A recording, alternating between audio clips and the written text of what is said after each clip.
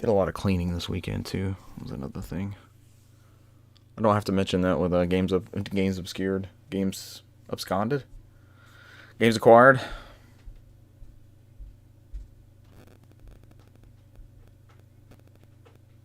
Yeah.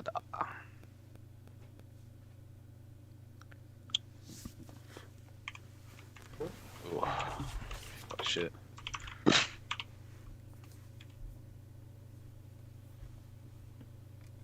Yes, yes. Doo-doo.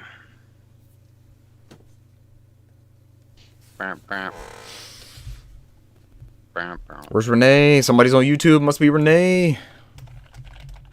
Yeah, I was talking to Renee earlier. He should maybe be here. I think he called me earlier. I didn't have time. I was running around like a madman. I mean, he still has an invite if he's not gone. Or if he's leaving. Yeah, I told Renee. Yeah, I assumed y'all would end up charting the same course. I just don't know. I think he's still... It's 50-50 right now with him, I think. Okay.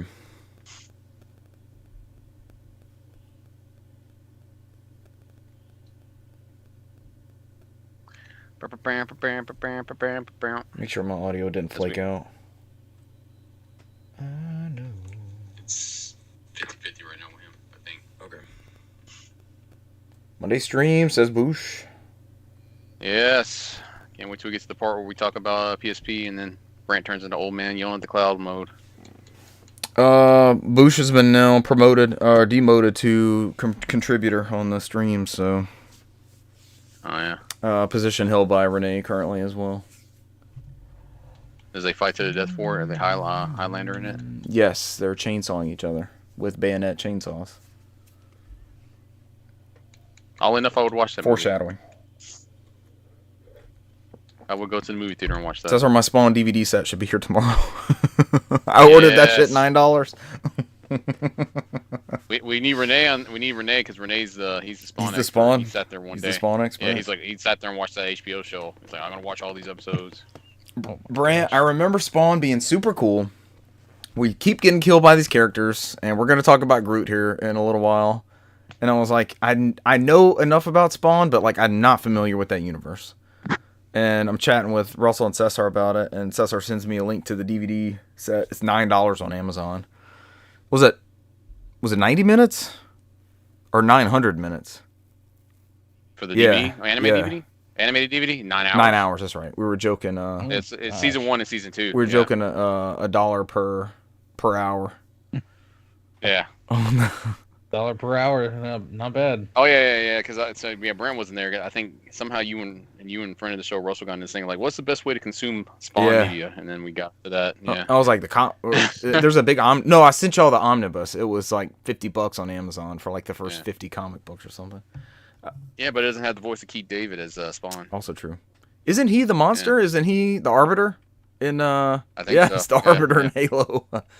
He's the one in the video game that's telling everybody to shut the fuck up. Yeah, that is him. Did he voice the Call of Duty skin? They might have just taken clips from the show. Yeah. He might have voiced it. I don't know. Bush said he would lose to Renee instantly because he has a truck. That seems plausible. I don't know what this means, but all the cool kids are saying it. Bush, you have a dump truck. You might could meet him with the... No. What's that mean, Brand? I don't get it. I'll tell you when you're older. Yeah. Keep plugging away at this podcast. Keep growing up. Put away those episodes, and I'll let you know later on. Oh, you guys ready to hit it and quit it? Sure. There's 5 people here. My restream thing is off. It says 1 on YouTube and 1 on Twitch for some reason. I don't understand. You ready to rock? Change the episode number? Go. Yep. Or did I? One of these episodes will just be the one where Boo said he'll let me ride in the dump truck. Oh, God. One of these episode titles will just be the one where Brant forgot the episode title or the episode number. And Boo said since we mean that much to him, all of us. He will let us load his dump truck. Yes. That sounds so bad. Just like Chick-fil-A, it's our pleasure.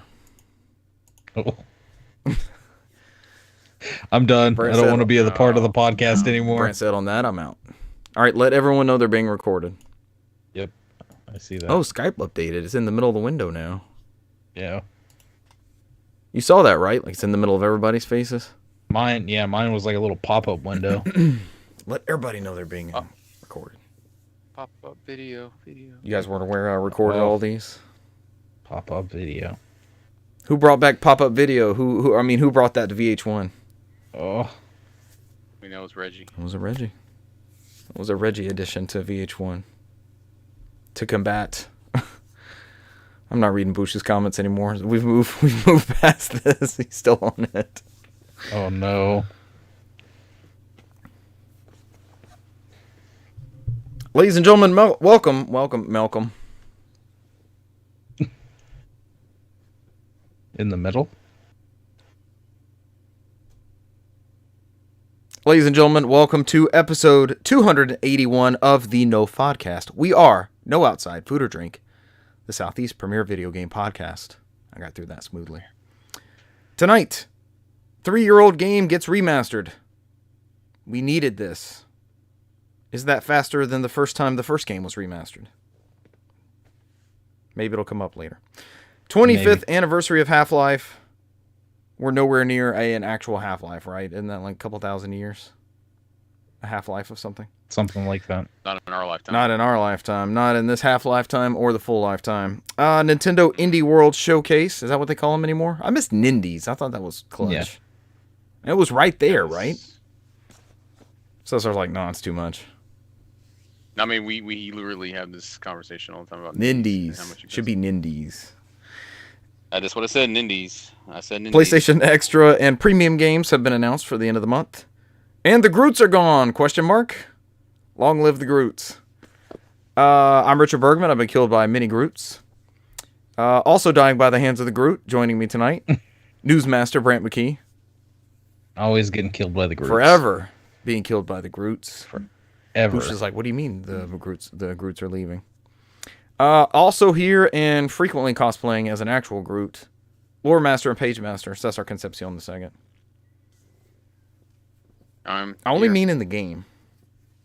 Are they Groots or Ints? Remember the Ints from Lord of the Rings lore? No, the Ents are like full on They're tree. gigantic. They're solid, massive tree men. When are we getting the Lord of the Rings Warzone crossover so we can teabag Frodo? As soon as Embracer Group goes out of business. I was about to say, Embracer owns all the rights to Lord of the Rings stuff. They did such a great job with that Gollum game, which is $7.99. I paid $2 too much for the Gollum game. It's $8 on GameFly right now. Brent's nodding like I ordered that shit. Any amount of money is too much. Thinking inside the box says Nintendo's nuts, so we left that on the table and they took advantage. That's well done. Yep. That would be a good episode title if we went that way with episode titles, but that's clutch. That's not bad at all. Let's get into this news so we can head to these nuts. This comes from Jordan Midler at videogameschronicle.com. The Last of Us Part 2 Remastered, officially announced for PS5. Upgrade path detailed. Was this at like 1 in the morning? I feel like it was a fever dream tweet that I was looking at. No, it was one of those things where it like slowly leaked out through the night. Go There on. was a room. Yeah. There was like a. Says our grimace. It wasn't super. Says I was like, late, you too? But it was. But it was. First time? Yeah. Jesus. Leaked out through the night. We're off to a great start. What is We're wrong off to a with you great guys? start. You said it, not us. Hey, man, we've been I there. didn't say We've been anything. there. We're just trying to be a comforting, warm, welcoming place here. I'm just looking straight ahead. I don't know what the hell's going on. So I was like, look straight But, ahead, don't blink. There was a rumor about it. I mean, there's been an ongoing rumor, but there was a rumor of the leaked. I want to say it was like the release date or the cover, and then another leak showing more stuff, and then so Naughty Dog just finally came out and said, "Okay, screw it," and just put the whole thing out there. So, Like those statements and press briefings and everything weren't already prepared, right? Tell me how that works. Those things are already there. The article continues. Following earlier leaks, Naughty Dog has officially announced it. This is called The Last of Us Part 2 Remastered for PS5. The game, which will be released on PlayStation 5 on January 19th, 2024, will also receive a physical deluxe edition. The WLF edition will include a steelbook display case, 4 enamel pins, a Washington Liberation Front. I was just about to ask what WLF was. I guess it's that. Patch, and a total of 47 Society of Champions trading cards, including 8 holographic cards. Maybe a Charizard in there. This version of the game be exclusively available at, that was not a typo, at PlayStation Direct in the United States, United Kingdom, Germany, France. Benelux? What the hell is Benelux? Benelux? What is that? Italy, Spain, Portugal, and Austria. Benelux. I guess it's European adjacent, probably. Is it supposed to be Belgium? Why did it turn into Benelux? What even is a Benelux? No. Hold on. Live correction. Naughty Dog also confirmed that PS4 owners, Cesar, Path to Victory, will be able to upgrade to the PS5 version of the game for $10. Saves in the PS4 game will also carry over into The Last of Us Part 2 Remastered. It is the combination of Netherlands, Belgium, and Luxembourg. I've never heard that It's term pronounced before. Benelux. That's Learned my something first new time today. hearing that as well. Yep. Thinking Inside the Box says, milk that Last of Us cow dry, baby! Exclamation point. Let's say you remember when Naughty Dog used to make like games all the time, or sequels to games instead of just churning the same game out over and over. Is that what this is? Are we all unhappy about this? I haven't played this game. You guys both played this game. I actually never played. You didn't play the second I one. think Brent watched the playthroughs or something like Yeah, I've seen a lot of playthroughs of it, but I've beaten it. For $10, I'll play it again. Will I buy a separate edition? Probably not. I would say until it's cheaper, but even The Last of Us Part 1 has not been inexpensive yet. It's still on up there in price. The remaster will include DualSense support. It's important. Developer commentary and lost levels, which never made it to the game's final release. So it sounds like a director's cut. I think like remastered is maybe getting the ire of people more so than anything else. It sounds like a Game of the Year release, right? I know it's, 2 or 3 years out, but yeah. It'll be 3.5 years by this point, but it sounds like a Game of the Year release, which people don't tend to bitch about. It's got extra content in it. Yeah. And that Path to Victory is not bad. So you can get one of those SKUs. I think the regular PS4 game's like $20 right now, right? They announced it at a time where you could get the game pretty cheap and then pay the $10 upgrade path. A new set of lost levels in Part 2 Remastered allow players a unique chance to check out some playable sequences previously cut from the game. These aren't fully finished levels, but rather early development slices that not only let you see some new glimpses of Part 2's world, but also include embedded developer commentary to give them richer context. That's cool! Explore these spaces and hear directly from the team about the intention of aspects of each level. This is a unique inclusion for our studio, and we're excited to allow players a glimpse into the creative process, which I've been asking for. Let us see the messy stuff. Let us see the unfinished stuff. The Last of Us Part 2 Remastered will feature enhanced graphics, including native 4K output in Fidelity mode, 1440p upscale to 4K in Performance mode, an unlocked frame rate option for TVs that support VRR, increased texture resolution, increased level of detail distances, improved shadow quality, animation sampling rate. Last of Us Part 2 Remastered will also feature a roguelike mode. The description for the mode reads, as I shall now. Experience The Last of Us Part 2's deep combat via an entirely new mode. Survive as long as you can in each run as you choose your path through a series of randomized encounters. This last statement will wrap it up. Play as a host of different unlockable characters, some never before playable in the Last of Us franchise. Hopefully one of those is Nathan Drake or... Was it Naughty Dog? Crash? Are we going to get to play as Crash going through this? Yeah. Crash. Oh, well, that's Activision now. So it'd have to be Jack or Dexter. Maybe it'll be a Microsoft collaboration. They could put Crash in there. Each with unique gameplay traits, the variety of challenges feature different foes and memorable locations from throughout Part 2, all culminating in intense boss battles.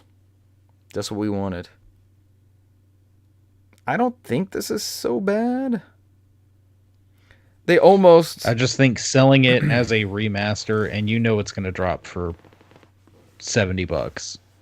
Right, but there is an upgrade path and that sort of thing. There is an upgrade path. But I love the person that after the actual announcement posted.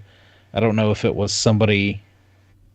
Oh, and as we speak, Wario64 there has a tweet. The Steam version of Last of Us Part 1 is on sale for $34.79 on Fanatical.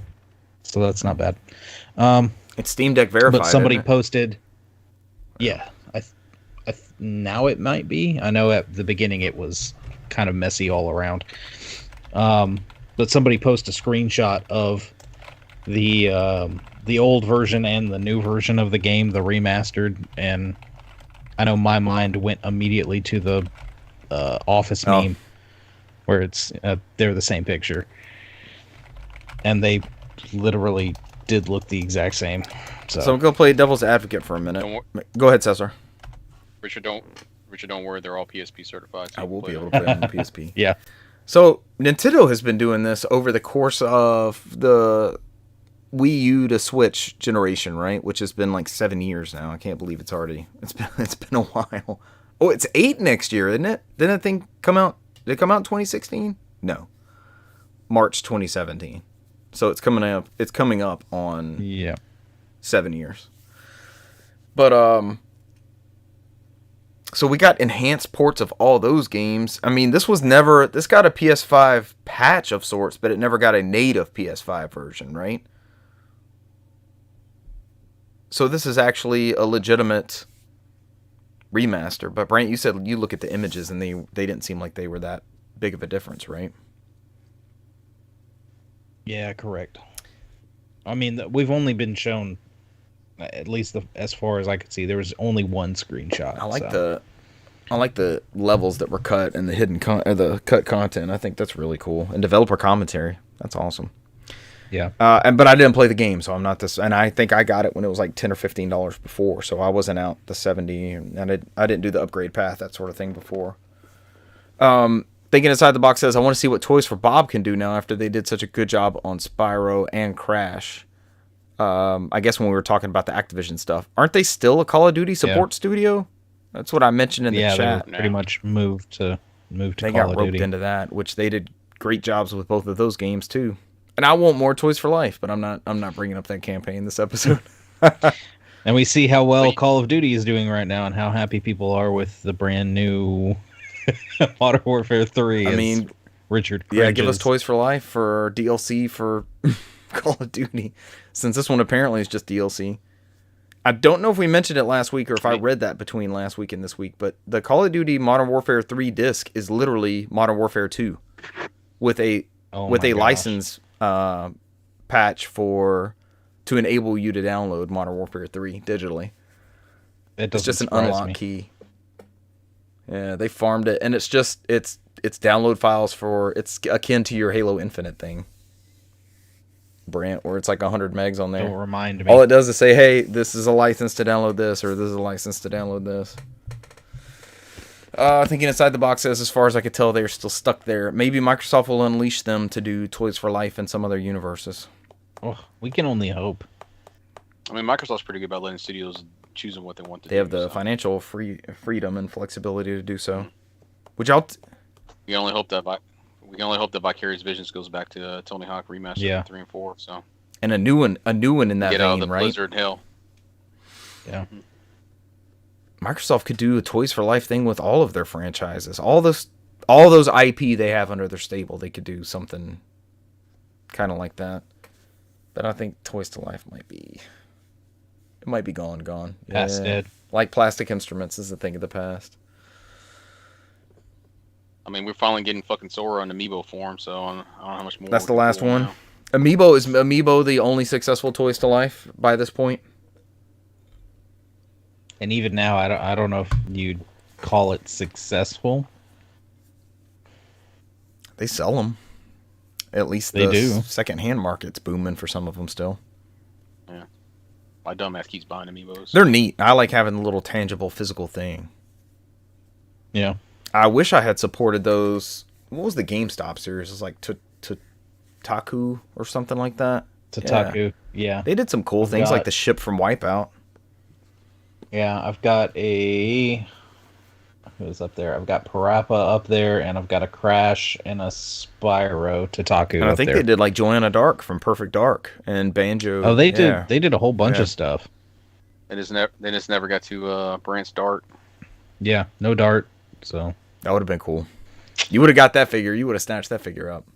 Oh, immediately. Well, I do have a Dart figure up there. Thinking inside the box that Skylanders, the only competition they knew of outside of Amiibo. There was also that Lego Dimensions and Lego the big one I'm Dimensions, thinking of? Disney Infinity. Disney Infinity. Was that it? Were those the other Those were the big Amiibo? And ones that came Amiibo's still out. plugging away. And last one I bought still had like the Wii U or the 3DS logo on the back. I was like, okay. That Wii U gamepad had an NFC reader in it. I was about to say I purchased. These were the last ones I purchased, and yeah, it still does have 3DS on there, considering wild. it's dead. Yeah. But these are the Oh, Legend I didn't of get the Zelda Tears of the ones that just Kingdom came ones. out. I think I got the Link one, but that Ganondorf looks sweet. The Zelda one looks good I too. ordered the Sephiroth last time, and the pre-order got canceled. So I think I have a Sephiroth. thanks, Amazon. I think I have all the Final Fantasy 7 ones. Same. Stop I think flicking my, your bean. There it is. Just because Brand asked for it. Keep going. This was announced last week as we were playing Call of Duty, I think. I know Cesar was like reading the tweet live. This comes from Andy Robinson at VideoGamesChronicle.com. Valve marks Half-Life's 25th anniversary with game update and documentary. Plus, the game is free to claim this weekend. I think as of the time this will go up, it will not be free any longer. But that Valve pack is almost always on sale. Super inexpensive. It plays pretty well on the Steam Deck. I played like. Oh, I downloaded on mine. I haven't played it yet. It was only like 300 megs. I couldn't believe it still. That's such a huge game. Yep. It still holds up, man. I played in like 2003 or something like that. I was playing it for the show. It's been like 4 or 5 years ago, I feel like. On this PC. But I would definitely, handheld would be a lot easier for me. I was thinking about playing the PS2 one just to have the... I still can't do shooters with mouse and keyboard. I know that's totally counterintuitive to a shooter, but it just still doesn't feel right to me. Yeah. That's a good one. Cesar, do you have a copy of that? I do, and then the bastard Dreamcast. A burned one? Somewhere. Same. That loads every 30 seconds? And the whole Xbox version. With Also loads every 5 seconds. It's go backwards. Loading. It's a CD-ROM. One of those bad. beautiful I have a blue spare discs. copy of that. Is why I was asking you guys. I ended up with 2 somehow. In this news article, Valve has marked Half-Life's 25th anniversary with several promotions and content drops, including an extensive new update for the game, which includes, I'm not reading this whole thing, new multiplayer maps, restored game content, graphics options, and full Steam Deck compatibility. Only makes sense that we get the full Steam Deck verification, right? Valve is also marking the occasion by making it free, whoever adds it to their account. Finally, they have released an hour-long documentary made in partnership with Secret Tape, in which the original development team share their memories of creating Valve's first game. The last Half-Life game, VR title Half-Life Alyx, was released in 2020. I can't believe it's been 3 years. According to a report published in late 2021, Half-Life 3 was not in active development at the time, and Valve was instead focusing on Steam Deck-friendly titles. Why is that? So you can just hashtag Half-Life 3? Is that how that works? Like, why even put that tidbit in there? It's a non thing there. Everybody wants it to happen. Someone tell me about this Nintendo Indie World Showcase. I did not watch this. Was there anything big that came out of it? Nor did I. I watched it. Nothing. There was maybe a couple games that grabbed my attention. For the most part, it's your typical indie show. There's one game that I'll mention in here. I'm going to try to go through these relatively quickly. But there's one game in there, like literally everything you can throw at it, every kind of genre, they did. So it started off with another look at Shantae Advance. This is the canceled Game Boy Advance game that Shantae was going to have, and that I think it was limited run. Basically, is the reason why we're getting this now. They're funding WayForward to release Shantae Advance, Risky's Revolution. So this was done-ish, but just never released? Yeah, it was one of those things that they were working on it, and for whatever reason, they just never released it. I don't know if it was not feasible or... Back in 2001, the they were working on a cost... GBA Shantae game called Shantae 2. I mean, we would have had the GBA for another 3 years. And they released that first Shantae well out of the Game Boy Color's life, really, right? Yeah. Or late into it. I don't know exactly what the development hurdles they faced while developing this game, and like they said, they pretty much finished it. And it looks really good. There's all these crazy mechanics. You still got Shantae transforming. You've got her like moving back and forth and kind of changing the environment to solve different puzzles. They even showed like a 4-player competitive mode, like head-to-head mode, like kind of thing. It would use the link cable. It would probably use the link cables, which would have been cool. But that is coming in 2024. Soon. Next up, it's closer than we thought it would be. Core Keeper. This is like a top-down sandbox. It was kind of like a dungeon crawly game from what it looks like. Is this a sequel to Zookeeper? It has been in early access on Steam since March of last year, but it's coming to the Nintendo Switch full release in 2024, including online multiplayer for up to 8 players. On Your Tail. This 8-player is Zookeeper. a sleuthing. It's not Zookeeper. It's like Minecraft / dungeon crawling, resource management, fighting monster, Diablo-esque. I don't know. It looks kind of interesting. On Your Tail, a sleuthing game where anthropomorphic animals, my favorite kind, are enjoying holidays by the sea, town exploration, minigames, fishing, and other life sim elements are I'm stuck on Animorphs now. I can't get it out. Are interspersed with detective work as the main character tries to uncover mysteries behind the strange masked figures appearing in the town.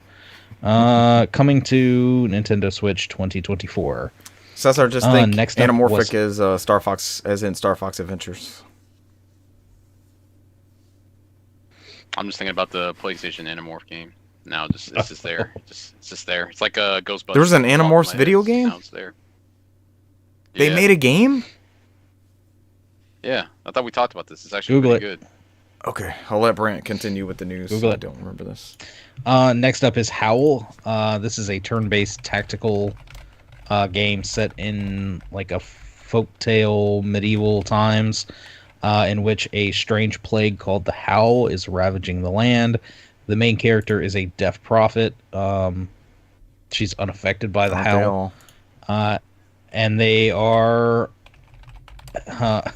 trying to help save the locals as they search for, and this is a, by the way, IGN, your article has a typo. It says search for a cute. I'm sure you mean search for a cure, because that's what they are actually doing. The Howl is out today, as of the Nintendo Direct, so you can actually go.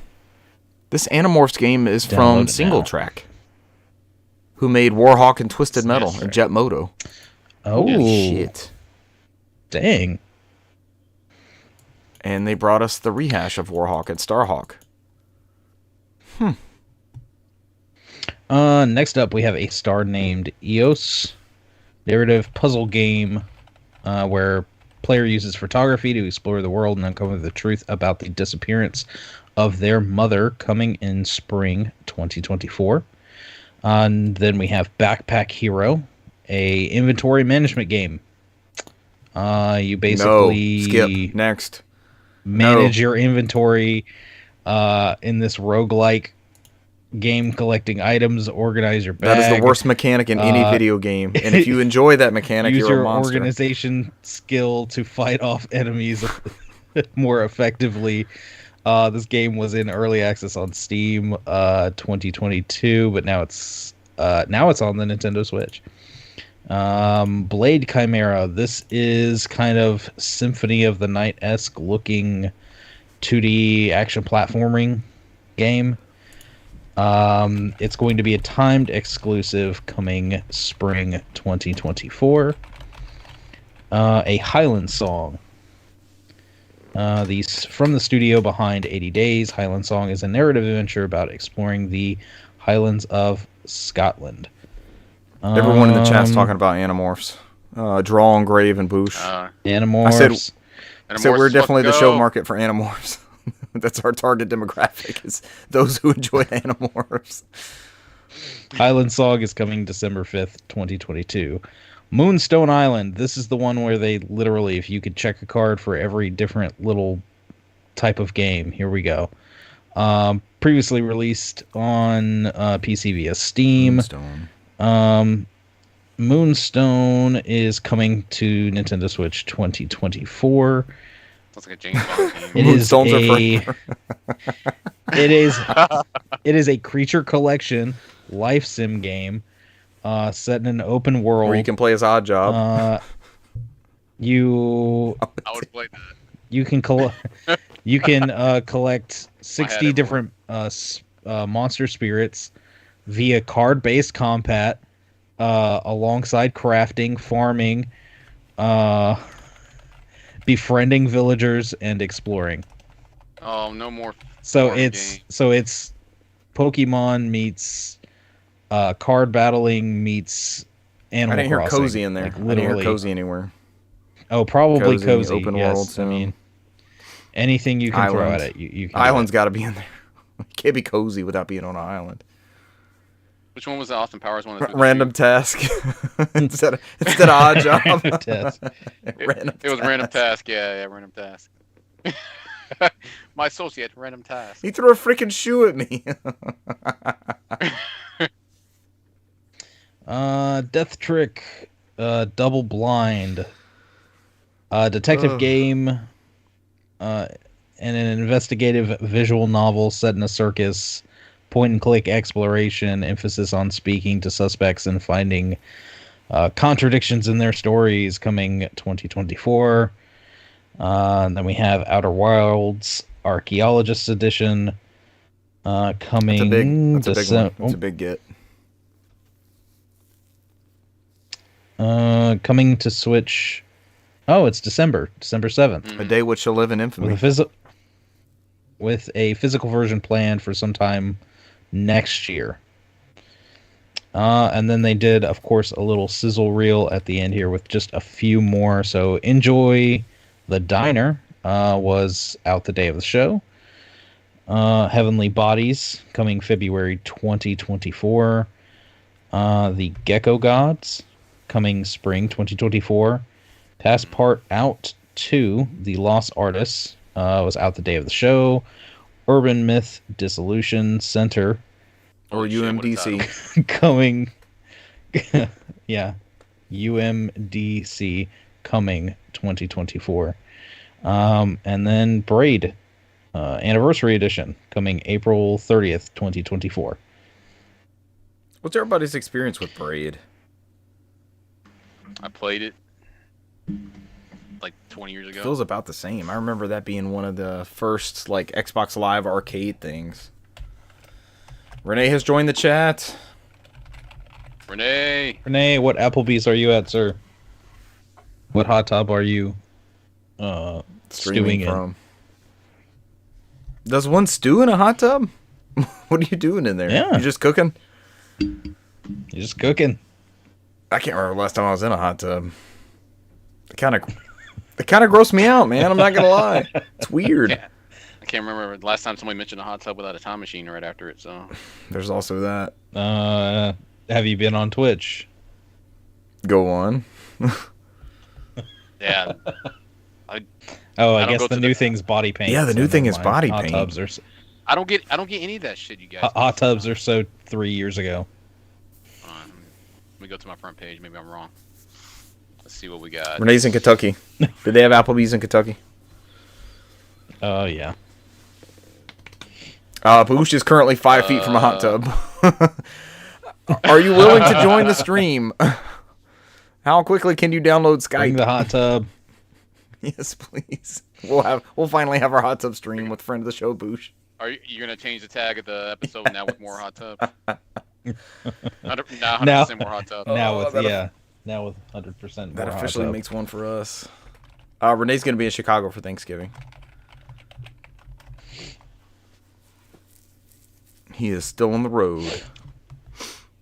I guess we can get into the PlayStation Plus games that were announced. What was this, late last week? So, sorry, you want to grab this one? Wednesday, Thursday? You love the game catalog updates. It's your favorite bit. this It's your favorite bit of the show. For the extra? Yeah, the Xbox one is my favorite bit of the show. This one's just kind of just like... This is I mostly saw the the PlayStation classics. Watch, That's so- I think you could almost skip to the classics unless you just did want to Yeah. hit some highlights. So, Well, I I mean, mean, we got Teardown, which was out day and date, which is ahead of time, which is like a weird version of Minecraft mixed with... I played a little bit of it. It's like Minecraft mixed with like it's Minecraft. GTA. Minecraft with cars. Yeah, Minecraft, GTA. There's explosions and I mean, I'll talk about it a little bit. Literally, you just you start out as somebody who just got out of, I don't know if it's prison or something like that, and you work in a demolition company, and then you're hired to like blow up this house that's blocking a mall, and that's like the tutorial level. So I'm just going around throwing around gas tanks and just blowing up this one brick house. So it's kind of like a tutorial level. I've only played that much, but I know it's included with your PlayStation Plus Premium. Every time I see edition. that, I think Tearaway. think I don't think Teardown. I wish it was. Give us a Tearaway. new Tearaway. Is that what Media Molecule's working on? I wish. We have Dragon's Dogma Dark Arisen PS4. Mobile Suit Gundam Extreme versus Maxi Boost. I have no idea what this has to do in the Gundam verse. When's that new Dragon's Dogma coming? Sometime next year, I think it was rated for like February or March or something like that, Brant. yeah. What was it? That leaked out. It's supposed to be like early next year. Which Early. lines It was up in one of with those Capcom showcases, Capcom's wasn't it? next big release. Yeah. They've been like slowly talking about it for a while. You have Dead Island Riptide Definitive Edition. I think me and Richard played Dead Island one time. That was it. Was it multiplayer? And this is the one that's not That looked upon kindly. I don't think people really like this one.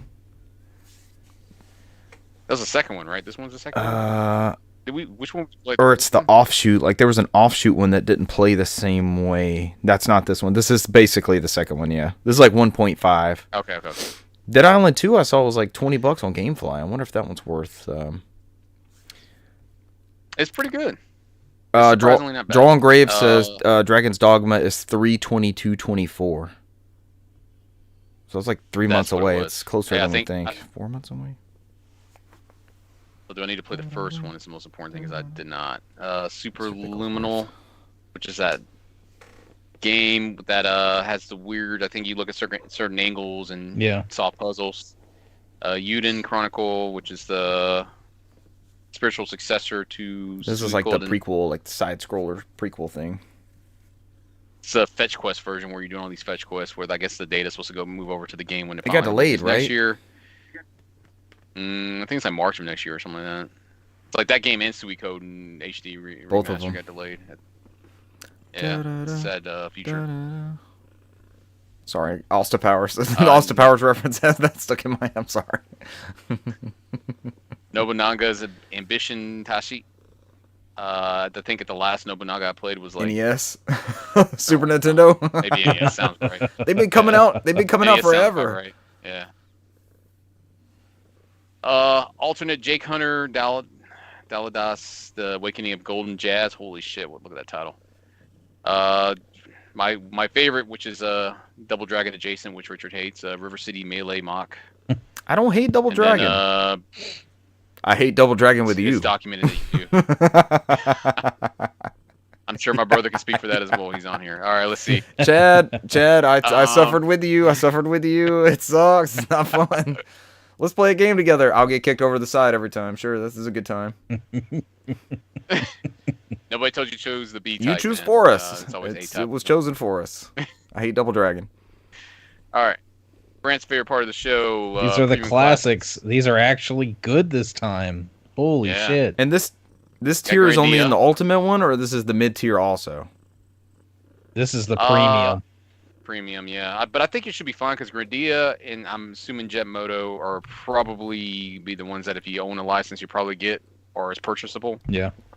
So you have Grandia, the PS1 version, which some people might enjoy because the remake that came out on Switch and PC. Some people are not happy about the graphic changes they did on there. This one is the old school version. And the It's not PlayStation available on version, right? Jet Moto. It's our second Jet Moto reference in like the last 30 minutes. We need to go ahead and was it like 3 of those games? We always have this conversation. There All right, are there's 3 three. of them, and I think I there's think 3 I died on the hill of like the 4, option and then there's like a yeah. spiritual successor for PS2. It's like a Jet X2O or something. Yep. We did this every time. All right, and then you have the PSP version of Up, which Kind of Which I think random is- to throw in here, but yes, we're which getting is it. exclusive to the subscription version, so Brant's not over to. We talked about the subscribing PS3 one a and couple then weeks ago. You were like, I got a platinum on Up for PS3. Yeah. I started looking into it. I was like, this game looks pretty good. I might get this game. It wasn't that bad, man. I played some worse games for platinum, man. That one wasn't that bad. It wasn't that bad. That's one of my old trophy hunting days. I don't do that anymore. Klonoa Fantasy Rivera Excellent series. collection. If Let's this is how you're go, going to play it, Klonoa. please play this collection. Just show them that you're going to download it. I may download it just to show them, hey. Which is combined remaster of both Klonoa Door to Phantomel and Klonoa 2 Lunatiasville. Good job, Brant. You did it. I had to You were reach supposed for to it. I had it. You got to reach for Days Gone, man. You chose the wrong Oh. game. And then the other one is Peggy Power Rapper the 18. Rapper 2, the PS4 version. I think was there a physical version of that? Brant, reach for your copy of Power Rapper the Rapper. Oh no. So this is a precursor. Do you have one? Do you have no, one? I don't. This is a precursor I was gonna be, to oh, games played, I guess, but it sort of ended up being important that there were native PS4 copies of these PS2 games or PS3 games because you cannot stream those stream only games to the new PSP. It like straight up blocks you. I'm like, ooh, I'll play some God of War for PS3. Content cannot be displayed. Just like I'm trying to fire up Hulu or something. Your perfect machine That's is not a perfect. machine. It's almost It's almost Oh. perfect. But looking back, What? it's important to have these actual standalone copies Yeah. of these games and not make them streamable. I'm looking at you, PS3 library and this Sony catalog. I can't stream them to my new device that you're hopefully gonna patch some things to support. That'd be nice. Is that it? Parappa the Rappa 2? Yep. I think so. I feel like there was a physical copy of that. I was waiting for. I Brant have to that reach for disc his. only on PS2. I do not have the case and book. Somehow I have the disc only. I have no clue if it came in a Gotta PS2 look or for what. it now. It did come on PS2. I got a silver cover. Yes, it is a holographic shiny type thing. Mm-hmm. Drawn Grave says, if it wasn't so flawed, it'd be perfect. LOL. The new PSP. Hashtag new PSP. Thank you. Hey man, let us live our dreams. We're here. We're here to irritate Brant. Is flawed Well, I'm here to irritate Brant. and almost perfect. Water on a duck's back, man. Water on a duck's back. Brent, we're all flawed and also perfect. He's reaching for Days Gone. Stop threatening us with Days Gone, Jesus I'm Christ. reaching. I'm reaching for the last real PSP. Sir, I beg to differ. That came I out. would grab mine, but I think it's upstairs. This was Got the, I mine need a right here, case. I let's need a go. case for This was the- mine. Let's go. this was the last legitimate PSP that Sony Since they're released. holding one, I don't know what you're Was talking the- about. Go. I don't know, man. This looks pretty recent. Like this year, I think. IDK. Like within the past week. All right, let's knock out this Groot story, and then we can move on to the new PSP. Thinking it's inside the box says quack quack says Brant. Do off a duck's back. This comes from Polygon.com and Nicole Carpenter. Controversial pay-to-win Gaia skin will be temporarily removed from Modern Warfare 3. This is, of course, the one we all affectionately refer to as Groot that murders us constantly. I see on there it says it labeled as evil. Yeah, Group the from evil Guardians is. of the Galaxy. Even they I even thought it did was just us. I thought the joke was us, but I guess it's out there. Yeah. Oh. That's the Everyone thing. hates Modern Warfare 3's Gaia skin, a Modern Warfare 2 skin that made its way to the new game because it's so hard to see. The skin, which is for Operator Neela Brown and looks a lot like an evil Groot from Guardians of the Galaxy, is basically the outline of a human created from tree branches. You can check with Buish. I mean, there was time where there was a Groot laying down on the ground and we got murdered by him because we missed him completely. He just stood up and just started shooting us, and we're like, what the hell? He was literally invisible. I mean, Jeremy was there. I was 100% Jeremy was there because I think he died first. Wow. And I sat there and stood at it. I was like, I didn't know what I was looking at. I just stood up and just started shooting at us. I was like, where did that dude So come I love from? that this broke today because today playing in the early evening, for the show, Russell unlocked the Groot finally, so we could have a whole team of Groots. Is the dream dead? Is it over now? We read on.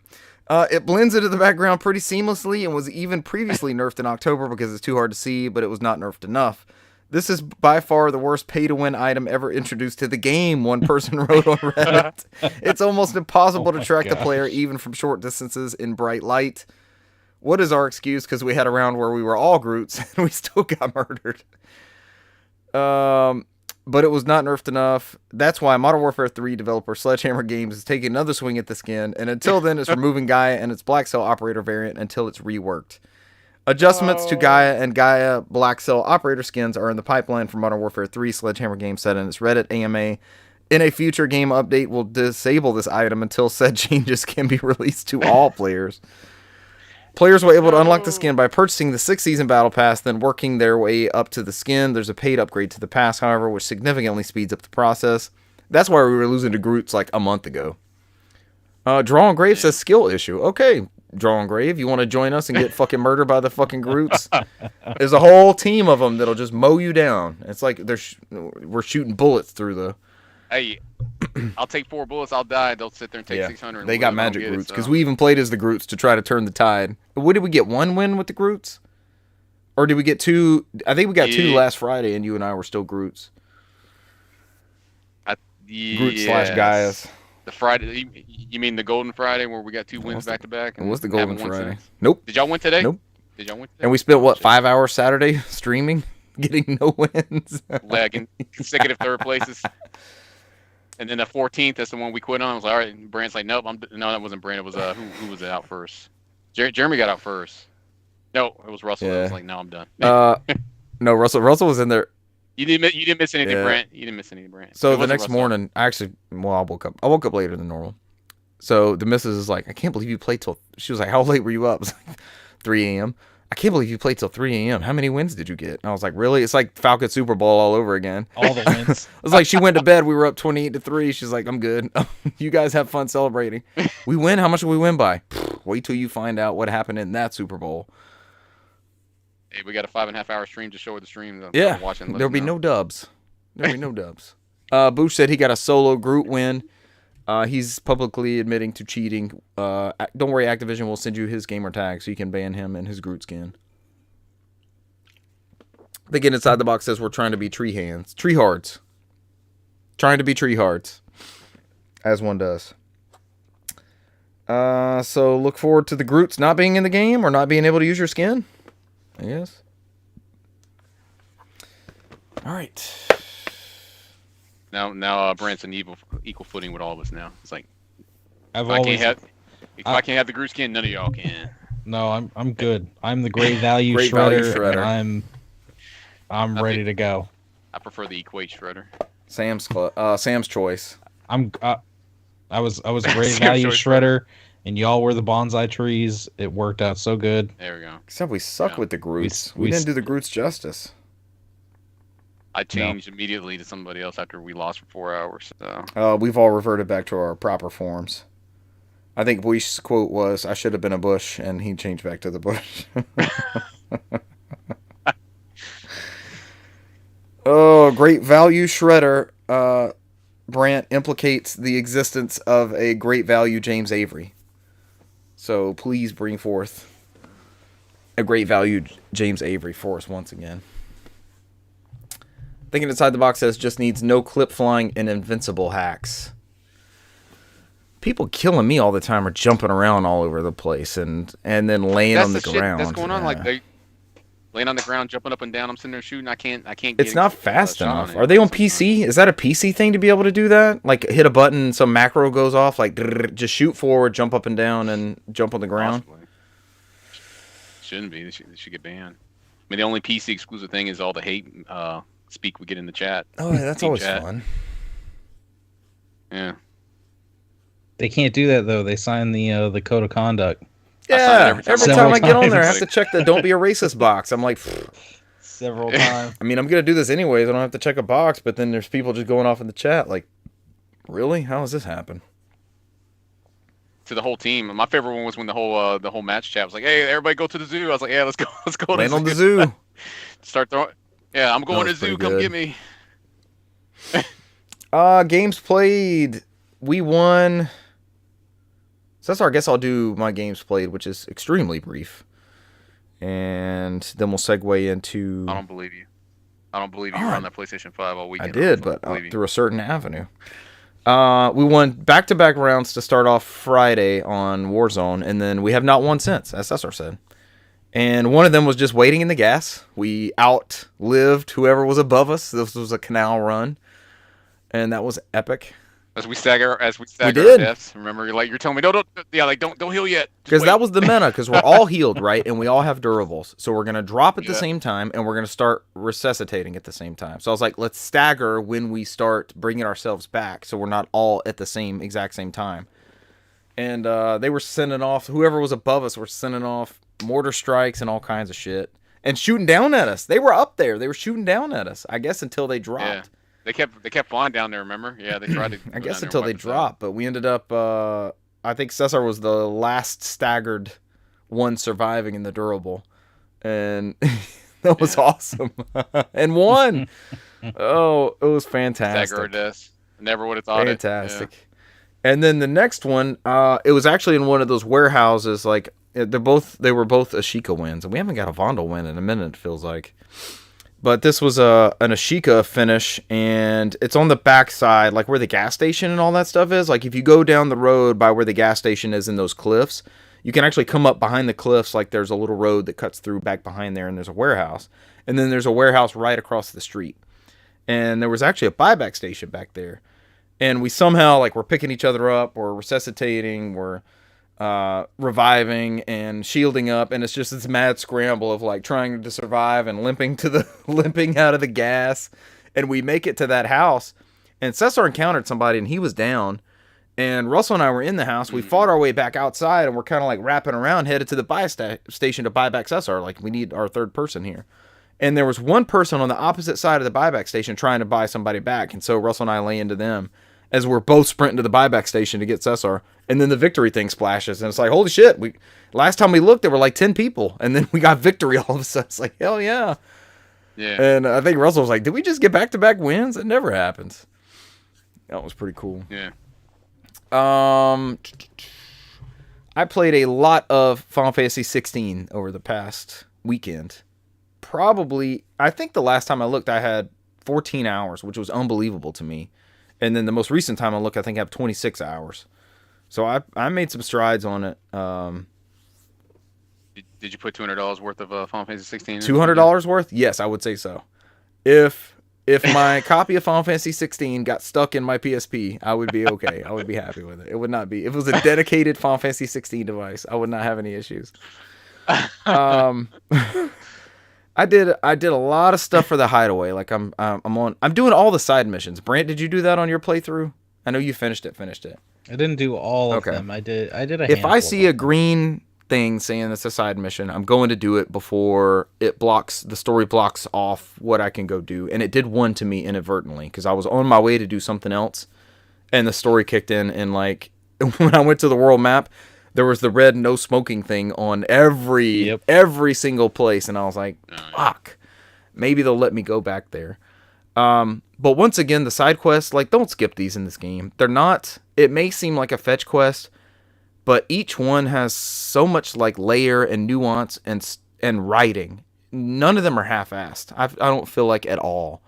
And they add so much, and then you'll get a small, like, I think I told Cesar this example. in this new hideaway, Torgal, the dog, he's always laying. When I go back there, he's not following me around. When you're on the world map and stuff, Torgal follows you everywhere. He follows Clive in the game. He follows him everywhere. You can give him assignments, all that sort of stuff. When I go back to the hideaway, he's chilling by the shop owner. One of the shop owner. Her name is Lady Karen. Super detailed character model. She's a great character too. She was one of the original Sid's first hires, I think, for his campaign. What he's trying to do to make the world a better place. And Torgal is always sitting like outside her booth and stuff. Just like, I guess, okay, that's where the character model goes. All of a sudden, I have this side mission where she's concerned with his health. Like all of a sudden, he doesn't want to eat these bones. And so then there's this whole side quest involving talking to they call him the lore master, which is funny because we have our own resident lore master. They call this guy Tomes, after all these volumes of knowledge he has. They call him the lore master, and he informs you, because Torgal did a weird thing at a certain point in the game, so you've been researching what happened with Torgal. And he's like, well, because he's maybe this and this and this, he may be interested in a different type of food. So that sends you on this whole other mission, and then Lady Karen is super excited that you went and got the different type of bone for Torgal, and it's like this very nuanced bit, and it's hard to explain because the game has been littered with these type of interactions and the way the story's just weaved in between things.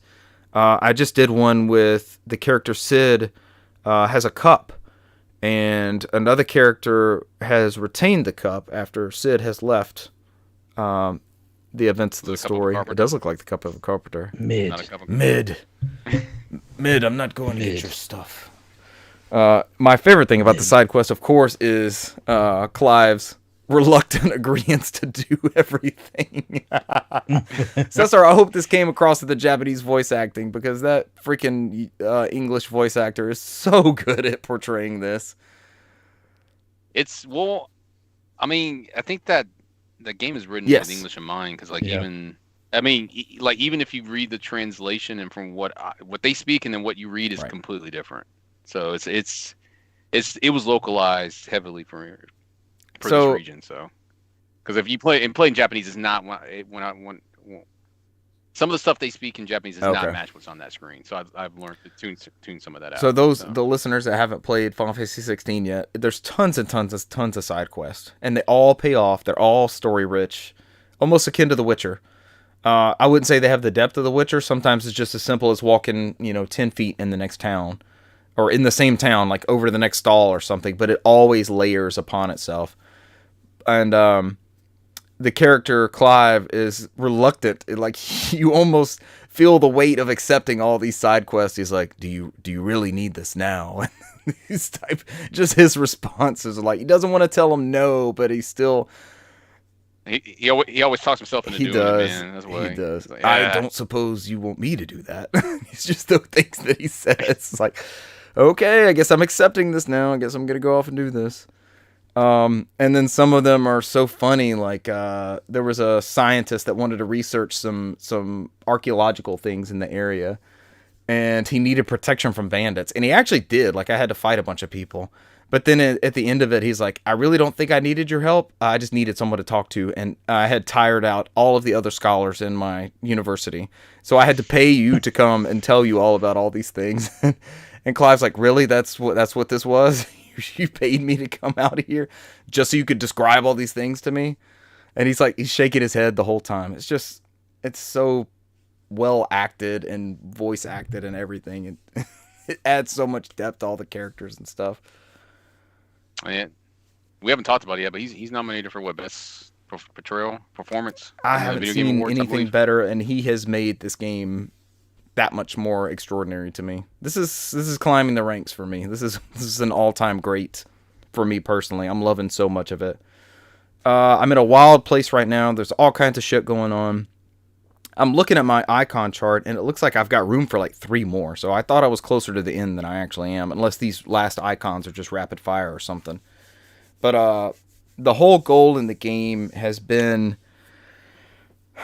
there's multiple goals, but Sid and Clive together have decided to take out certain monuments in this landscape, in this universe, and it's like a Final Fantasy trademark or something you always see in every game, right?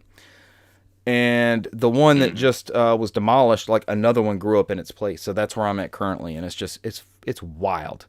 And the scale of this game, I love, like Shadow of the Colossus, right? The first time the sword pointed you in the right direction, and you went down that little valley, and you found it was a puzzle to climb up the vines and then go down the path and then find a ramp, and you're like, okay, I made it to where the sword was pointing me. And then the whole ground starts shaking and the controller's shaking, and there's giant feet that walk across, and then you look up, and the sword then after that cutscene is telling you to like climb the thing, go up this Colossus. And just scale and scope with games. Like the first time you played Ocarina of Time and you realized Hyrule Field, like you could go across it. It wasn't just a screen you were going to scroll at that point, right? Just scale has been so impressive. And especially the scene I just described, something came out of the ground. And so there's like this huge crater in the ground. And then when you scale up, there's something at the top. And these two things are fighting each other like around this giant tower that has come out of the ground, and I'm walking around all this stuff, and the epic scale of it is incredible. I think that's what we got most from technological advancements is being able to represent the vision of the size of those type things, and scale and representation of highs and lows and valleys and water and stuff like that, right? Did I play anything on Steam Deck? Played a little bit more Far Cry, but I don't think anything to really catch up on. No more old school this week. I still want to stream some old school games. I got my capture card out. Yeah, you played some. Oh yeah, we played some Gears with Boosh. That's right. We had a stream on the show here. Thanks, I sorry you bailed me out. He's never played the Gears of War campaigns, so we started on Gears Ultimate, which is a remake of the first Gears of War game from 2006. And I think this game came out, we were talking about on the stream, was it 2015, Cesar? Was it the second year of the Xbox One? I think that's when we went in and bought Xbox so we could play that co-op. We got the Gears of War. The box is back here on the wall behind me. Yeah. Yep. The old VCR and we played model. through it in one sitting. We loved that campaign so much. We sat there through the night and played that co-op online. God, that was so much fun. And then I proceeded to buy Rise of the Tomb Raider the next month and play that in like one sitting too. And that was another big Xbox One exclusive because that first Tomb Raider game was so fucking good. And then they did the God's work on the 360 one, and the 360 one is like super impressive. Like, how did that come to that platform? Grant reached for 360. You got it. You have all of them. Underworld. He's like, I just have Underworld. Yeah, Rise of the Tomb Raider. Shadow of the Tomb Raider didn't come to 360, right? That kind of sucks leaving them out on that one, but I guess it was late into that console life. Jeremy's enjoying Gears. I'm reminded of its simplicity. I played 4 and 5, obviously, most recently, and they add so much between just the way they move and the way those games are played. But this one still holds up. That art style and everything is still beautiful. The cutscenes, we're both playing on Series X. And the Boosh said, I see our Gear stream made a lasting impression. I'm trying not to talk for 30 minutes. That's all it is. Yeah. I'm trying not to talk for 30 minutes. Look, I saw some of the stream. I saw the part where you're doing the Hammer of Dom. I can't not say Hammer of Dom. I don't know what it's Hammer really of called. Dawn. It's called Hammer of Dom now. I asked Boosh, I was like, guess who coined it the Hammer of Dom? And I can't not hear, like, that Marcus Phoenix. They flesh him out in later games, but in this one, he's just like, Dom, Anya, Jack, Baird, you asshole. It's like, yeah. Revive me. As they're crawling towards each other, revive me. Oh, man. Yes, Boosh, our Gear stream is such a lasting impression, you won't be able to stream for another 5 or 6 days. So I see how much it means to you as well. I'm excited to get Jeremy on River. Remember that was his introduction to Gears. He played that with us a little bit, on Game Pass. Yeah. I'm excited to play Gears 2 campaign, and then we'll probably rope 2 other people into the 3. Is 4 and 5 4-player, or is Gears 3 the only 4-player campaign? That's the one I fell asleep Yes, on, Gears right? 3. You'd be asleep at the beginning of the level, and we make it... For some reason, they teleport you in the first couple. In Gears 3, if you don't all make it to the finish line, that Joker will still be at the beginning of the level. I remember Russell had to come Wake get up, me. wake He's up. like, We're hey, texting you hey, and I'm like, everything. You "What?" weren't there. We're texting you and everything. Like, I fell Join us. asleep. I'm like, what the fuck, man? I was tired. Boosh says he has a hot tub, so he's willing to stream from there. I think that's good. We'll continue our Gears of War. There we go. I mean, there's only 2 games that made me fall asleep. It was Gears of War 3 and Star Fox Adventures. Star Fox so. Adventures is rough. Are those the only 2 you have, Brant? I mean, oh no, I've got one up there as well, and then plus 4 and 5. I think I have them digitally. You're just checking for us on the player count. I know 2 is 2 players. But yeah, they both say 1 to 2 player. In the green, and then in the orange, it'll do the online one. It says system link of 2 to 10, online 2 to 10. Okay. Co-op 2 to 5. On which game? That's for River. That's for Horde shit. and all that. That's not the camp of the story campaign. So is the only one we never played was we tried to play Judgment? I can't remember if we played Judgment. I want to say we fired it up and then just did nothing. Like we didn't even beat the first level or anything. Yeah. But we didn't really give it a fair shake. I wouldn't say yay or nay on it. It's been so long, man. It's like every time I think you got farther in Halo Reach than I ever did, because every time we always restarted. We Halo were all. Reach. I think we were all playing it. Yeah. It was me, you, Russell, and Boosh. Dale started a playthrough. Right? I've never beat Halo Reach. It's the only one I haven't beat, and it's supposed to be one of the better campaigns. I still never beat Halo 1. Oh, God. Halo 1, Halo Reach. So. Oh, God. This is my version of Double Dragon's Halo 1. So. I'm sure. You killed me. I'm sure Draw and Grave will have will be crying tears for you with the cooperative play on here on the stream. Yes, we need to have redemption stream and beat Halo 1. The one, so I can actually beat it this time instead of me watching the cutscene as I died right before I get to the very end. Your grenade killed me, and then cross the finish line somehow. As you jump through it, and I'm died right there. Like, oh. Oh God, we both got the same cutscene. I don't understand what the difference is. I died. I never beat it. You killed me. Halo, I never got to reload. Halo's your double dragon. Every time we bring up Halo 1, if there's ever a thread and they're like, how do you troll your friends at video games? I'll be like, at Cesar, Double Dragon, and you'll be like, at Richard, Halo 1, Warthog Run. Halo 1, very end, random grenade kills me somehow. Oh shit. Drawn Grave says heroic and tears of joy. Let's talk about the PSP. I played almost all of that Final Fantasy 16 on the new PSP.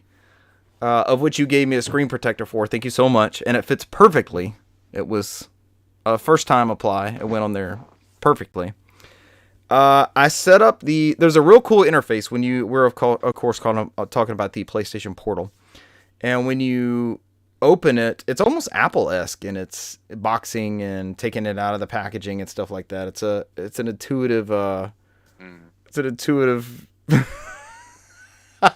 Sorry, I got thrown off in the chat. Thinking inside the box says, how has Halo 1 not been beat? You've had 22 years. All right, he doesn't know the story. Let's backtrack. Go ahead, Cesar. I mean, we told it. We literally was doing the very end of the game. Was it the Warhog run? What were we doing? And we were jumping in the helicopter at the very end. You jump across and you have to go in the Pelican, yeah. And some random grenade. I don't know where it came from. I don't know where it came from. I died as you laughed, and I was like, it was because you threw it, and I died before I could jump in there. And I was like, I beat the game. I hit him with a sticky. He exploded. It's a Master Chief flying through the air. Right before we get in there. Before we get in there. I just flew and I go flying into the cutscene, and I'm trying to play it cool. I was like, man, what happened? What happened? Where'd you die? Nobody was there. I think I was like, what the fuck when that happened? I was like, what the fuck? I don't know. I didn't see anything. We get all the way to the very end. He's like, did you throw a grenade? Why'd you throw a grenade? There was nobody there. This was like 7 or 8 years ago. So he says he's never beat Halo 1. Oh, it was whenever a Master Chief Collection came out. I guess it was right after the Gears Ultimate thing. Oh God. Because I think we went through we beat Halo 2, we beat Halo 3 and 4. We didn't beat 5. I didn't beat 5. You and I beat the first level of 5. We played that intro together with all the Covenant and stuff. I mean, Brant beat Brand beat Infinite. I haven't beat I Infinite didn't beat either. Infinite. Russell and I were playing. Russell and I played I like haven't 2 played hours of Infinite. Infinite. I haven't even loaded it in there. I've only played. Thinking inside the box says multiplayer, you so. technically didn't finish. I didn't. I know I didn't. I died right before there. Yeah. Oh, I it's remind him fine, every it's day fine. that my Halo 1. Yes, I wake up experience to a is text that said I still haven't beat Halo 1. Robbed. I bring it up. I know every time we talk about Halo, it's like it pops in my head. John Graves says I haven't beat there Halo can 1. only be one Master Chief. You're right. That's it. It's me. I'm the one. Richard was protecting the timeline. Yeah. The man who beat it like a million times. My first time was taken away. Oh, ruined the experience. Oh, speaking of experiences, unpacking the new PSP. So as you fire it up, the update took forever. You have to add it to Wi-Fi, and then I had a system update. It was like 10 minutes. I was like, holy shit. I went and made dinner, and it was still. I went upstairs and made a drink because I saw that progress bar, and I was like, what the hell's happening here? So you have to go into your PS5 and add that as a remote play device. A cool thing I noticed once I connected to it was it still needs my PIN for the to access the PS5. So if somebody grabs my portal and cuts it on, they still can't get to the PS5 because you have to put the PIN in there, which is a really cool feature and very intuitive. But once you have it set up, when you fire it up, it will look for the PS5, and you're looking at this like purple globe thing, and there's music playing. It's almost like the PS3 home screen kind of, and then you'll get I set it down and I wait. Sometimes it's like 5 seconds, and sometimes it's like 35 seconds. I'm like, I guess it's gonna fail. But then it'll give you a visual and an audio cue saying it's ready to connect, and it's like almost like it confirms it with this like little glowing orb thing, and then you press X to play, and you put in your PIN, whatever that is, and you're looking at your PS5. And I will admit, initially I did not like the device. Same. I was like, what did I just? It was extremely choppy, and I was right in front of my PS5. I brought it down here in case I was going to need to be on the PlayStation 5 to authenticate anything. I did, so there was like that initial setup. And I was like, man, this sucks. This is like unplayable. This is worse than anything I played on iPad or anything like that. Instant regret. I was like, how much did Cesar say these were going for? Somebody's going to buy this. And so I had read some stuff on Reddit, like, leading up to that about your Wi-Fi network and all stuff, because all my speeds were way over what they recommend. I've got a mesh network, so the whole house is blanketed in Wi-Fi. That was going to be fine. This thing needs a 5 gigahertz network. So for compatibility reasons, I had multiple smart home things running on a combined band on my network.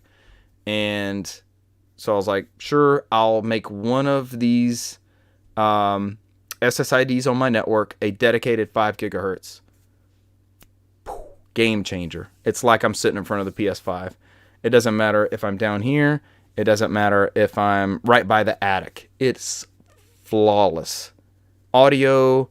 I'm playing Final Fantasy 16. I'm inputting commands. It's responding. I played some Wipeout. This has made me want to upgrade my PS5 internal storage, which I'm discussing some paths to upgrade. And which I was coerced into. Hey man, if it helps you, it helps me. And so I just start downloading everything I can to this thing. I'm like, man, I'm gonna stream some shit. I tried out the Nathan Drake collection, the Uncharted titles, pulling off headshots like I'm sitting there. I played the Wipeout HD collection like I was talking about. I tried to fire up some PS3 games that failed miserably. I did play some downloaded locally PS2 games. The Jak and Daxter collections work, those that are not the streaming ones.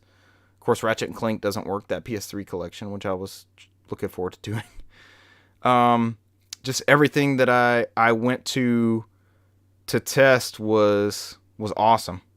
I didn't play a music game, like I didn't play a rhythm. It wasn't quite, I didn't give it that go yet. And then Cesar's like, let's play Warzone. And I'm like, I don't know about that. But then right after that, I figured out the 5 gigahertz network thing. And since I did that, man, it's just been, that screen is gorgeous. Because when I'm playing down here, I'm playing on an OLED. And I was like, I know I'm going to be taking a hit. Let's see what the movement looks like and the motion on the See if there's some ghosting It's not on it. bad. It's not bad. That thing is Yeah. It's a beautiful. good screen. And Final Fantasy 16 is full of contrast, like a lot of dark, open voids with like a fire element and then a blue crystal type element, and it's just popping with color. It's a great showcase for an OLED or a good display like a plasma, and it looks so good on this portable screen. It's just, man, it's beautiful. Thinking Outside the Box says xCloud for the win. I just recently tried to get that going on my Steam Deck, and I put the wrong script in there somehow, and I just haven't gone back to it. But I've heard that's very, very good. The whole thing with this is it does have the haptic feedback. When you jump on the Chocobo in Final Fantasy 16 and you're pulling down R2 to like make the Chocobo gallop, you feel that resistance of the rain, like trying to make Ambrosia run. And then when you put on the brakes, like you feel that as well. It's all there, man. It's a PS5 portably. All from my living room, or like I was watching football. I had football on in the background, and I didn't feel like I missed out. I felt like I always had to have attention on one or the other, and this was awesome. It's a hell of a product. I told Cesar I was probably going to argue that it could have cost more than $200, because a nice screen like this is going to cost you. Brant's flaring his eyes at me. A nice screen like this is going to cost you You see pretty good bit of Brand's money. eyes look- If you buy a controller, not when they're on sale, how much is it, Brant? $70. You made Jim Ryan salivate. $70. You think this was his baby? saying it could have. I feel like I got got a good value Brant at said- $200 is what I'm saying. I don't know if I would have Brant- gambled and tried it for more than 200, but I feel like I got a good value at $200. Brand's that guy on Twitter saying like, subscription for a free app, get out of here. Brand's like, that's a free app on my phone. I don't need to pay $200 for a free It's a app. good product, and like Cesar's joking about, he's probably never seen me more on PS5. If I had a free minute, I fired Yeah, that you thing up were, and man. connected Yeah. to it and just plugged away, and it works so seamlessly with sleep mode and me being able to save anywhere I needed to in Final Fantasy 16. If it was a 10-minute session, I got it in. If it ended up being 2 hours, I had time. And the battery life seems longer than my PS5 controllers. I seem like I get, For now. I seem like I get a good bit of time. I think I've only fully charged it twice. And I put in a good, well, the first charge was coming off the shipping charge, which was like 60%, I think. It needs some quality of life improvements. I wish you could put the battery level like percentage on there. I wish it would show you that. That would be helpful, Oh, right? God. Because you go from, like, it died on me, It's- and I had to come down here and see where I was. It's crazy. It shows the percentage on the battery when it's powered off. Yeah. Like when I plug it in there to power it on and it's It turned does. off, it shows the percentage on there. I was like, I don't get Show it. me I that don't on get the, it. It show me shows that when I I'm don't playing it. understand It why just it's says not battery on. level low, and I saw that, and then it died, Brant- and I was like, damn it. Don't say it. Don't Wow. say my phone tells me my battery percentage. Like Brant's over here. My phone tells me my battery percentage. No, I'm just thinking who did not see that on there, like at all during the testing needs and to be everything. added. It was like, you know what? Let's show we need to show the battery percentage, and they probably But what said, early no, get what out of early here. adopter No, is get outta not here a with beta that. tester, especially with a niche product like this. Yeah. And Draw Engrave and Thinking Inside the Box, you guys are in the chat. You're right about both of those things, but you already have so many other things that do that thing. This does one job, and it does a fantastic job at doing it. And these are COS earbuds. I plug them into the bottom of it. That's another great thing. The charging port and the 3.5 millimeter cable port are tucked in like a shell on the bottom of it. So you just have these cables coming out of Oh, the it's like- bottom. yeah, it's It in is the- it's so deep in the back. awesome, but it's awesome. Weird. I love it coming out of the Weird. bottom like that. Draw Engrave saying, can't play media, kind of lame as well as lack of Bluetooth compatibility. Everything else sounds great. Plug in good headphones. They have lower latency than Bluetooth headphones. And what do you need another device to play media, speakers Draw work. Engrave? Tell me you don't have 19 other things that do Netflix and Hulu and everything else. Speakers wasn't that bad. The speakers were not horrible. I went in thinking. thinking they were going to be horrible. They're Yeah. still not better than headphones, but I will say nothing is. I'm a headphone person all the time anyways. I'm very happy with it. I want a case for it. I want to take it to other places and attempt to connect to my PS5. I have taken it to other places. Oh. It works really well. So I was like, Tell it's us just- about your test and yeah, your yeah. impressions of the new PSP so we can get onto your games played and Brant's games played, and then go play some games together. My games play is not that much. So I mean, I think. Well, I was on the fence for a while, so I'll start with this. But somehow I was encouraged to buy a bigger hard drive, to reallocate older hard drive resources to another person who suddenly needs larger hard drive resources. Because I was always been on the fence. I was like, eh. And then somebody named Richard sends me like, look at this. We can play Halo 1. Like, you buy this one Again, and sell me your 2 terabyte. I'll offset some of your costs. some kind of weird pyramid scheme going on here. It helps everybody. External NVMe SSDs. Usually it's just phones. So it's cellular devices. We're totally legitimate. Yeah. To make a long story short, I didn't play that much this weekend because I think that was my whole day. Sunday was fucking getting NVM installed in my PS5 as I go through the whole thing. Like, all right, let me just dust it out while I'm in here, and then reformat the drive. And I had to go through that bullshit where I downloaded the games, but the DLC magically didn't work. So I had to go in there, rebuild the databases, and I was sitting there for like at least a good 2 hours trying to get that shit to like work to what it used to. But I mean, after that, it worked fine, and I'm able to install. How did you do that? Did you do it from a restore point or something, or did you just go back and try to re-download things that you recently had downloaded? Like, how did I'm gonna start fresh. It's gonna be like, okay, I should put Warzone on here and the other things. I did. Okay. I started fresh. That's what I did. It's too much work trying to back up and shit. I mean, most of the save data is on the internal hard drive on the console. It's not on the NVM slot, the one in the NVM slot. So I was like, that's all I cared about was the save data, because at that point you had to sit there like, all right, or what cloud save data storage. do I back up? Because it's like, yeah, and it's like, did it get this one or did it didn't? Because at one point my cloud storage was maxed out before they raised it up again. I had none for that Uncharted collection. After, like, I have a bunch of trophies unlocked, but I had no save data for that Uncharted collection. I was like, damn, I guess it's on my PS4 unbacked up or something. I didn't know. I had to go back to my PS4 and use a USB drive and copy it over, because for whatever reason it didn't upload some of my shit to the cloud either. I don't know. I was like, I didn't figure it out, so I just put it on USB and then transferred over to my PS5, and then I haven't had an issue since. But that was like a couple years back. I hate Sony and their cloud backups, man. It's Nintendo does. And Steam. Steam's been impressive every time I've gone to do something. Steam too, yeah. I mean, my Steam Deck will bitch at me sometimes. It's like, oh, your data's not matched up to the PC one, and it takes like 2 seconds to sync it up. So, but yeah, after I got that nonsense out of the way, I think most of the PlayStation Portal one I played. I'm trying not to say portable. My bad, Brent. I don't want you to get upset at me. I think all I played on there was I played Metal Gear. There you go, Brent. It's there. It's always there for you. Played Metal Gear. Got past Sniper Wolf. Got to the torture scene. There's a couple up there too.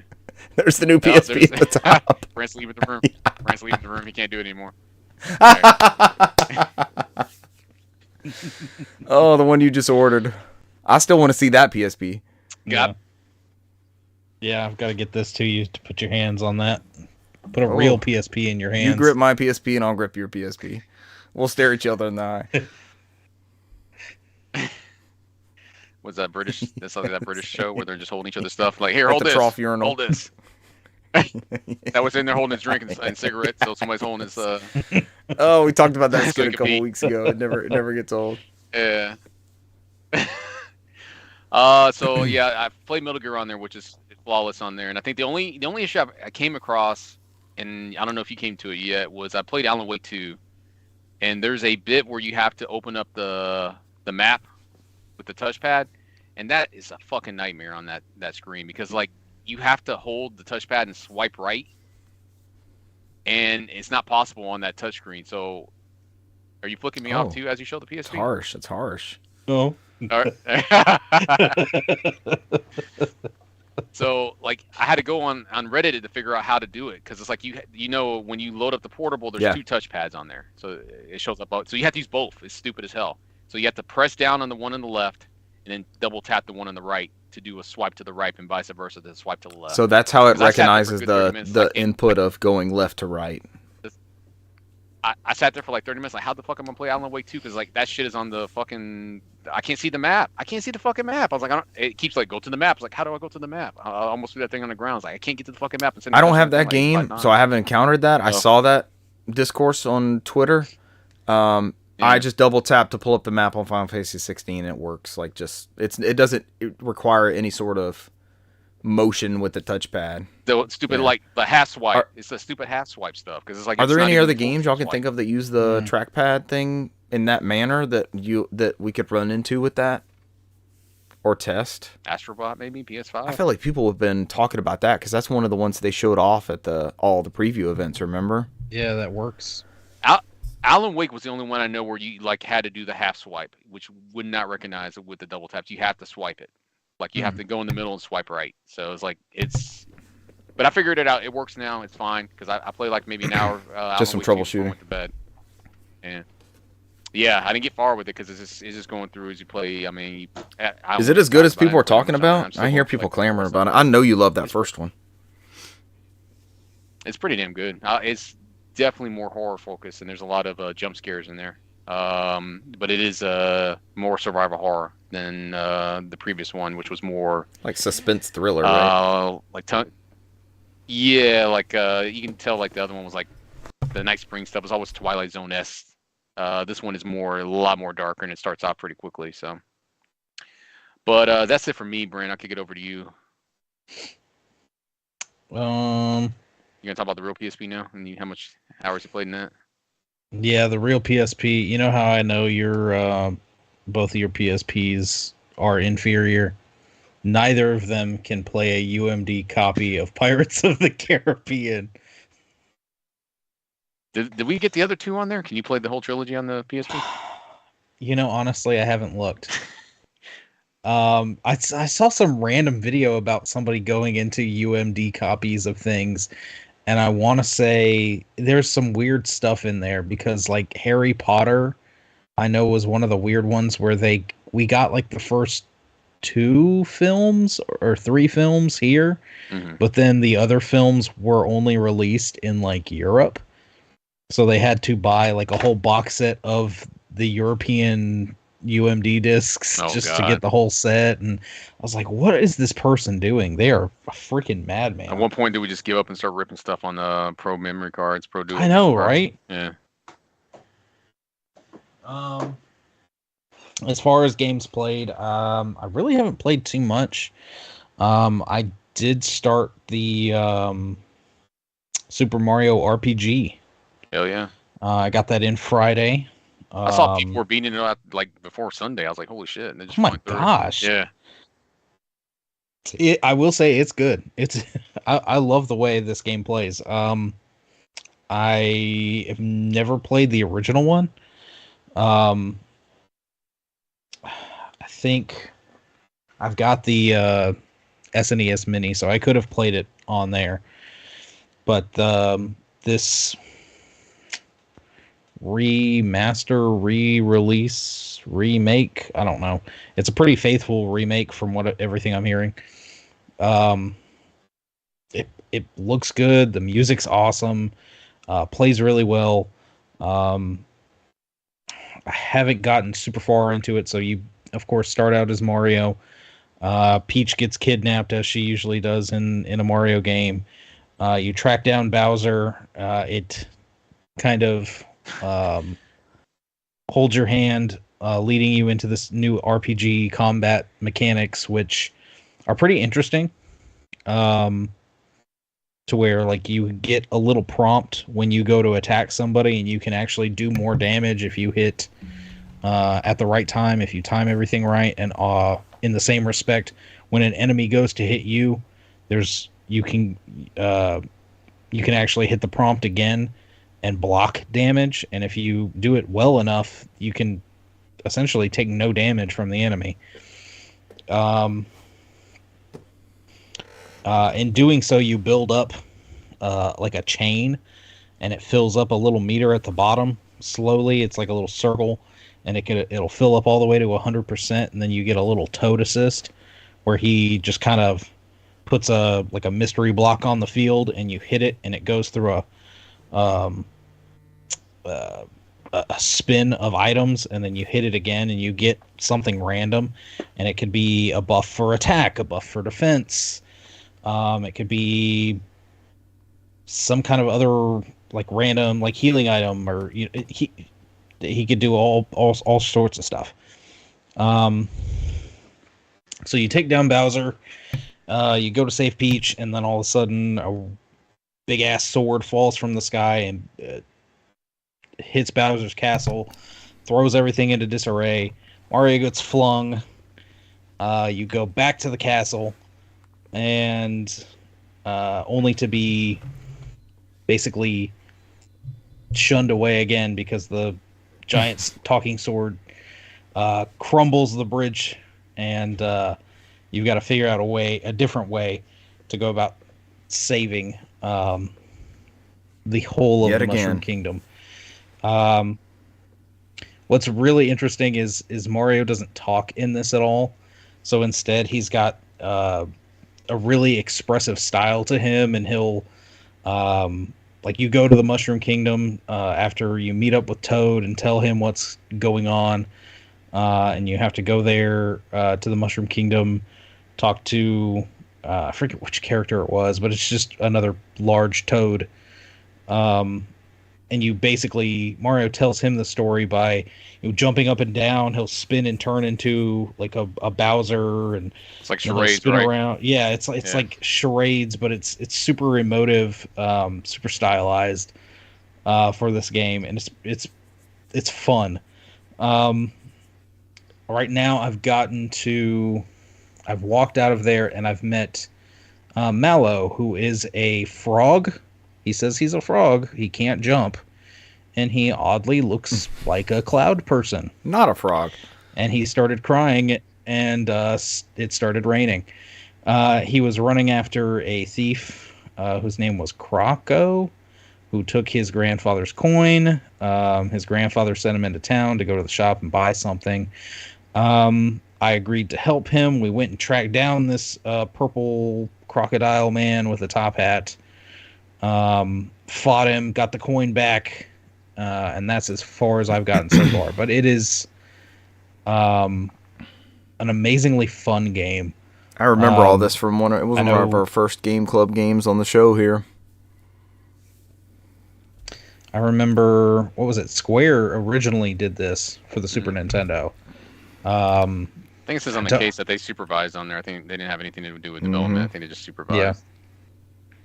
But I'm very excited to go through this game and finish it up, because I've heard it's not super like No, it's not a super Drawn long Grave, game. it's saying Like it's 15, short. 20 hours. Yeah, I think So- How Long to Beat had 10 hours on it.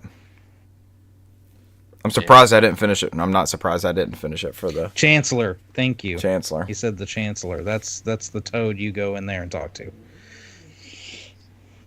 But yes, I've gotten shirt and pants. You go into the store. You have to buy certain things. You can equip. You can all equip weapons to Mario. Those are all required to go into a store for. Yeah, you need Well, what's interesting is you go in there and it shows items that you have in your inventory, items you do not have, and shirt and pants. Mario didn't have either. I'm looking at him. He's not naked. But he Naked doesn't have shirt Mario. or pants apparently in his inventory.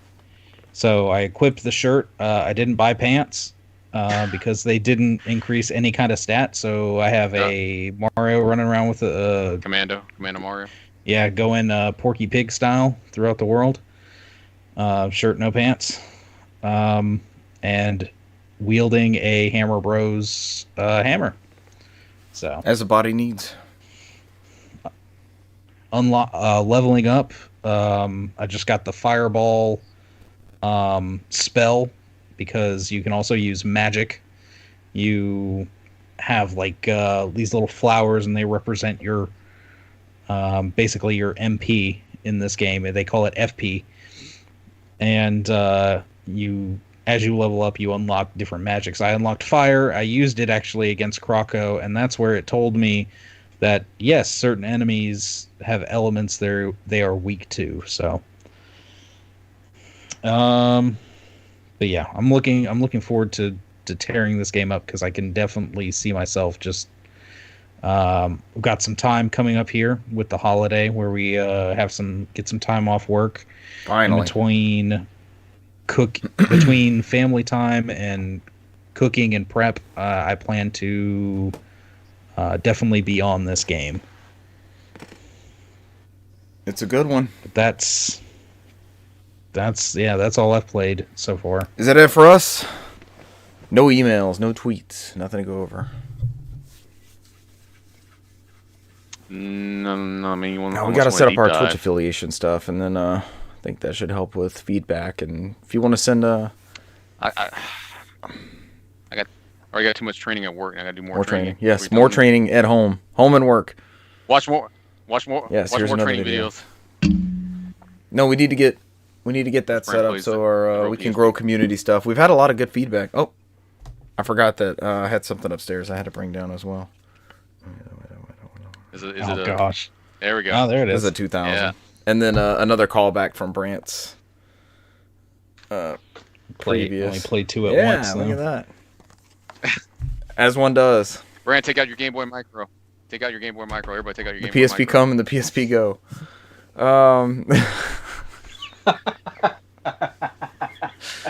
But hopefully we do the community growing. We've had a lot of great commentary in the chat here tonight. That was fun going back and forth. So thank you guys. If it's your first time joining the show, appreciate you coming out and adding to the great content we hope we're creating and providing. You guys got anything else you want to add? I'm good. All right. Cesar, you're good. More training. He's still good, training. yes. To walk. Sorry. Ladies and gentlemen, thank you for training joining us nonstop. this week, and we will catch you next week. Bye. See you. Adios.